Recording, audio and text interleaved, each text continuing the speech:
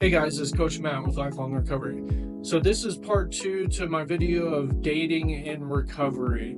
So the first things that I went over was don't rush it.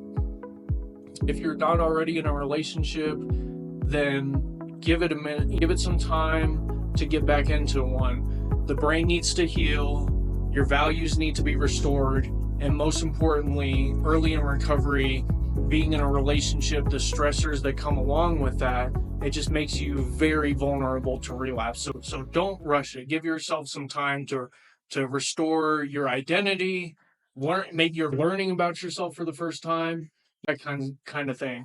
The second thing I would say is it's okay to be picky.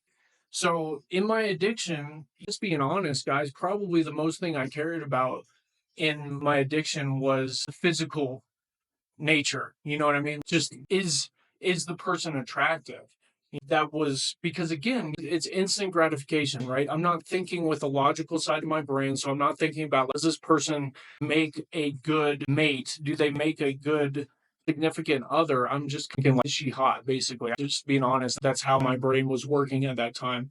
So now that I'm in recovery, I need to really be picky. If I'm looking for, I guess it depends what you're looking for, but if I'm looking for a relationship, if I'm looking for a partner, someone who cares about me, who's going to support me, who will be there for me, those kinds of things, well, now I need to be picky. I need to watch out for red flags, basically. And you might say, well, it's a pretty big red flag being in recovery, which there's a lot of truth to that, which we'll talk about in a second, of don't have to reveal right away necessarily that you're in recovery. There's different ways to go about this. And being in recovery is a beautiful thing. And remember that we're healing, right? So being in recovery doesn't make me less of a catch. It doesn't make me it doesn't give me less value. It should actually give me more value because I respect myself. I'm trying to turn things around. It takes courage and commitment and a lot of discipline and things like this to be in recovery. So honestly, those are good traits to have. So if I can reframe how I'm looking at myself and in terms of being a quote unquote catch, this is going to be valuable. But for my recovery, in order to maintain my recovery, I'm probably going to need to be picky. So what I mean by this is, first and foremost, look for somebody who respects your recovery. Now, again, you don't have to disclose right away to someone that you're in recovery. There's different ways of going about this, but just like if you tell somebody, I don't drink or use, make sure they respect that. Make sure they're not going to try and get you to drink or use, or make sure that drinking and using isn't a huge part of their life to where it's going to affect your recovery, if that makes sense. It's not, I've dated plenty of women over the years of being in recovery who did drink. So it's not like they can't use substances, but I would be on the lookout for making sure that it's not a major part of their life.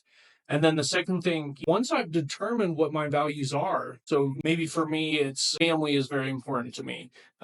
Maybe my spirituality or religious beliefs are very important to me. Maybe my political beliefs are very important to me. But whatever that is, once I identify what my values are, look for somebody who at least shares some of these values, somebody who's along the same path as you and trying to get the same things out of life as you.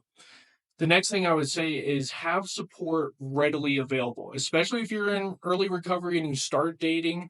Remember, your brain needs to heal. It's thinking more with the emotional parts of the brain. So there's just probably going to be times where you're misinterpreting things.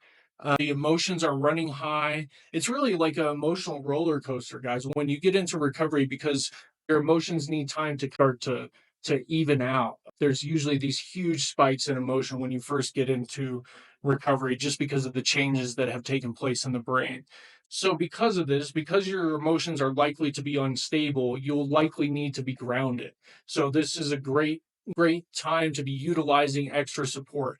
People you trust, people who care about you, people who are supportive of your recovery, who can talk you off the ledge, so to speak, and someone to have that kind of like get that feedback from when you deal with issues in your relationship. Next thing I would say is don't make rash decisions.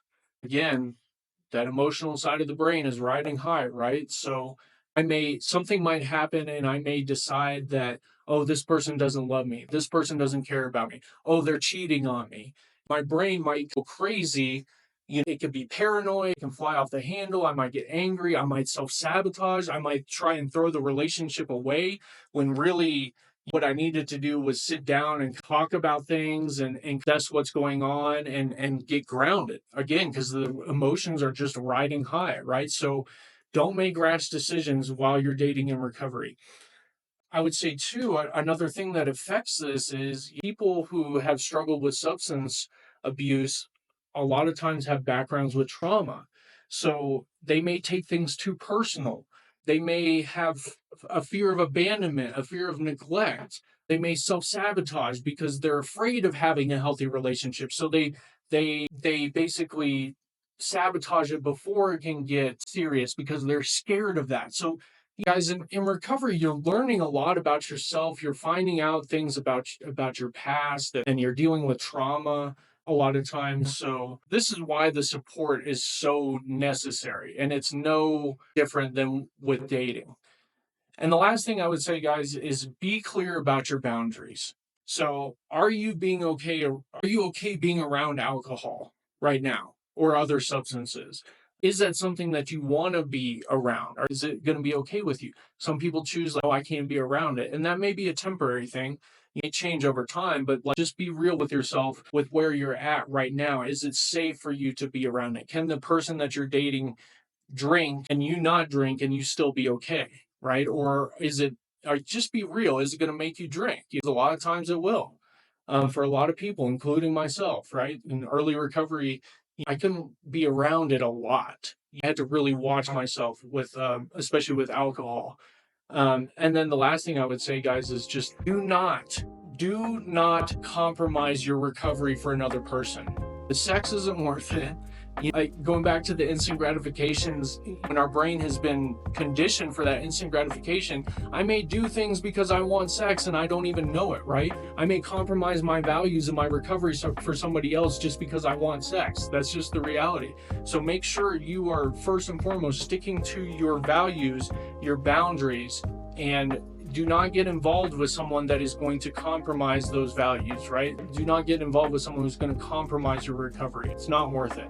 Guys, I really appreciate it. I hope this has helped. Please drop comments below, questions, anything you got, and I'll see you guys in the next video.